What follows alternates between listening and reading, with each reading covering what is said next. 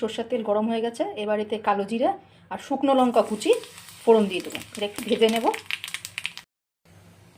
এটা ভাজা হয়ে গেছে, এবার এর মধ্যে দিয়ে দেবো রসুন কুচি, একটু লাল করে ভাজবো।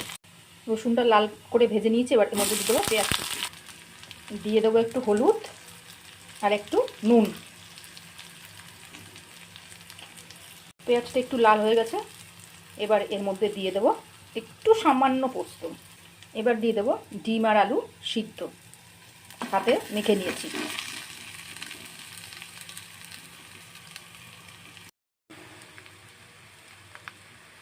ডিম আর আলু সিদ্ধটা খুব হালকা হাতে মিনিট 2 নাড়াচাড়া করতে হবে, একেবারে কিন্তু এটা ভেঙে যাবে না।